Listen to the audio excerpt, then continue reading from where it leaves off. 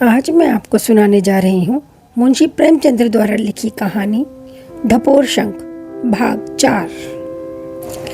चलते वक्त बाबू साहब ने मुझसे कहा था मुरादाबाद से थोड़े से बर्तन लेते आना, मगर शायद उन्हें रुपए देने की याद नहीं रही। मैंने उस वक्त मांगना भी उचित ना समझा। आप एक 50 रुपये दे दीजिएगा, मैं परसों तक जाऊंगा और वहां से जाते जाते रुपए भिजवा दूंगा। आप तो जानते हैं रुपए के मामले में वे कितने खरे हैं। मैंने जरा रुखाई के साथ कहा, रुपए तो मेरे पास नहीं है। देवी जी ने टिप्पणी की, क्यों झूठ बोलते हो? तुमने रुखाई से कहा था कि रुपए नहीं है। ढपोर संघ ने पूछा, तो और क्या चिकनाई के साथ कहा था? देवी जी ने कहा, तो फिर कागज के रुपए क्यों दे दिए थे, बड़ी रुखाई वाले? ढपोर संघ बोले, अच्छा साहब, मैंने हंसकर रुपए दे दिए, बस अब खुश हुई। तो भाई मुझे बुरा तो लगा, लेकिन अपने सज्जन मित्र का वास्ता था। मेरे ऊपर बेचारे बड़ी कृपा रखते हैं। मेरे पास पत्रिका का कागज खरीदने के लिए 50 रुपए रखे हुए थे, वे मैंने जोशी को दे दिए।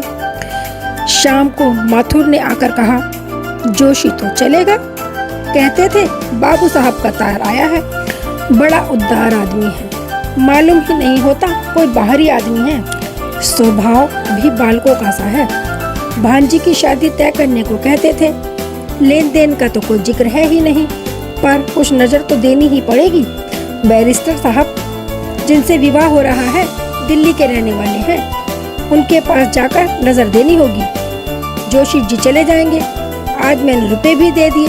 चलिए, एक बड़ी चिंता से टली। मैंने पूछा, रुपए तो तुम्हारे पास ना होंगे?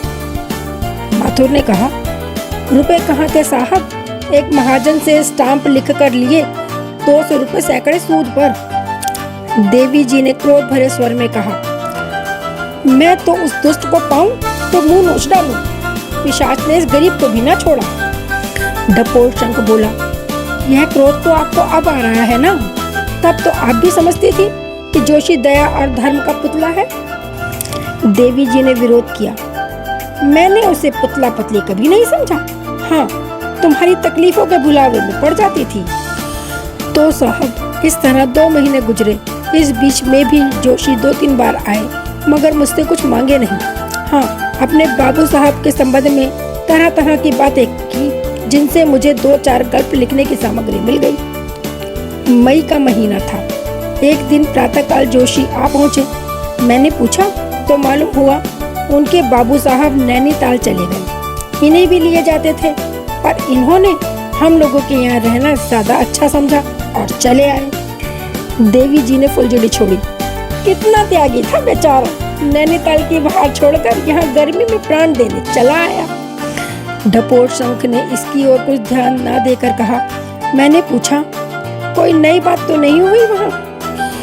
जोशी ने हंसकर कहा, भाग्य में तो नई नई विपत्तियां लिखी हैं, उनसे कैसे जान बच सकती है।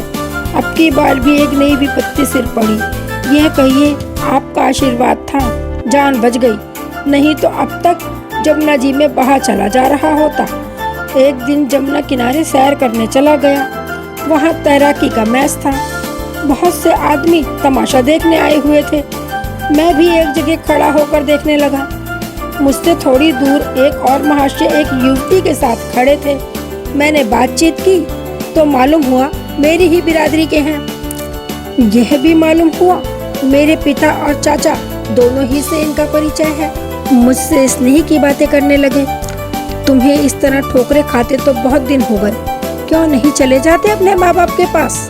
माना कि उनका लोक व्यवहार तुम्हें पसंद नहीं, लेकिन माता पिता का पुत्र पर कुछ न कुछ अधिकार तो होता है। तुम्हारी माता जी को कितना दुख हो रहा होगा। सहसा एक युवक किसी तरफ से आ निकला और वृद्ध महाशय तथा युवती को देखकर बोला, आपको शर्म नहीं आती कि आप अपनी युवती कन्या को इस तरह मेले में लिए खड़े हैं? वृद्ध महाशय का मुंह जरा सा निकल आया और युवती तुरंत घूंघट निकालकर पीछे हट गई। मालूम हुआ कि उसका विवाह इसी युवक से हुआ है। वृद्ध उदार सामाजिक विचारों के आदमी थे, पर्दे के कायल न थे। युवक आयु में युवक होकर भी खूसट विचारों का आदमी था, पर्दे का कट्टर पक्षपाती। वृद्ध थोड़ी देर तक अपराध भाव से बातें करते रहे। फिर युवक प्रतिक्षण गर्म होता जाता था।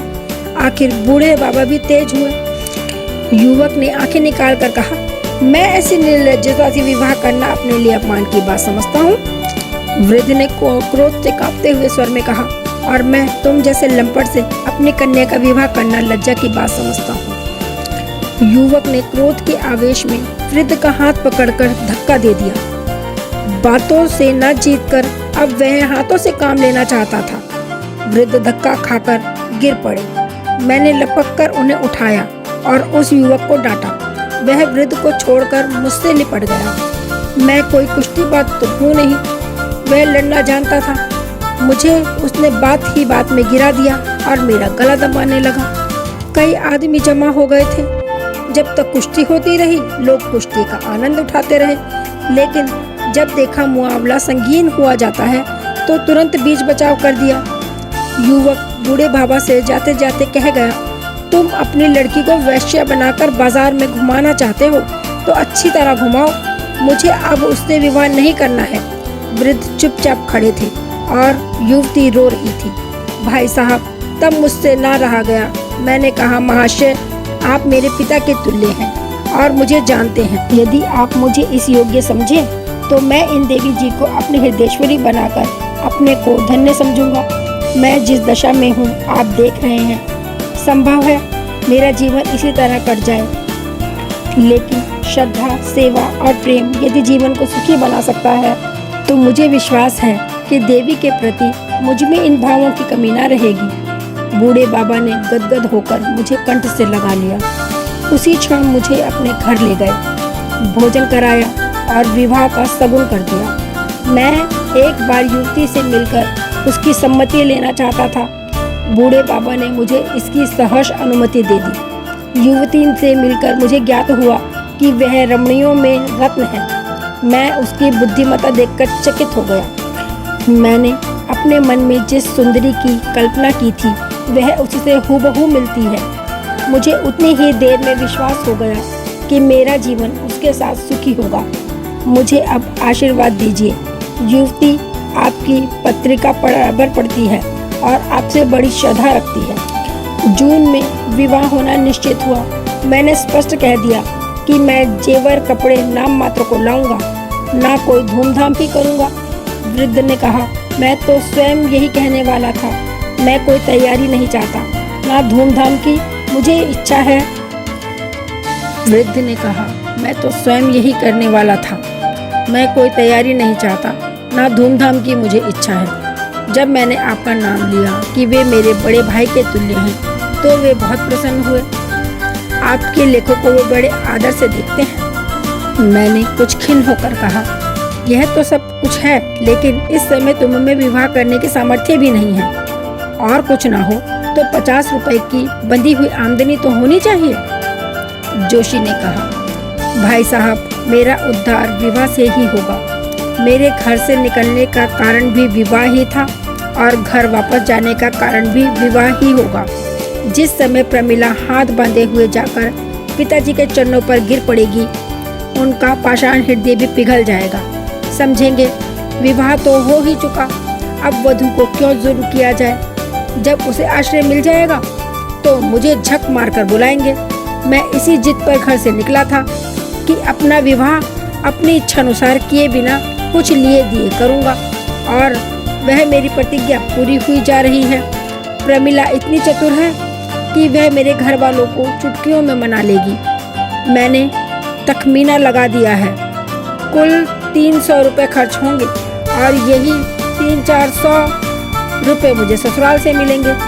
मैंने सोचा है प्रमिला को पहले यहीं लाऊंगा, यहीं से वे मेरे घर पत्र लिखेगी और आप देखिएगा तीसरे ही दिन चचा साहब गहनों की पिटारी लिए हुए आ पहुंचेंगे। विवाह हो जाने पर वे कुछ नहीं कर सकते, इसलिए मैंने विवाह की खबर नहीं दी। मैंने कहा, लेकिन मेरे पास तो अभी कुछ नहीं है भाई, मैं 300 रुपये कहाँ से लाऊंगा। बस ये कहानी आज यहीं तक। इसका अंतिम और 5वां भाग देखना ना भूलिएगा। यदि आपको मेरी कहानी अच्छी लगी तो कृपया इसे लाइक ज़रूर कीजिएगा और मेरे चैनल को सब्सक्राइब।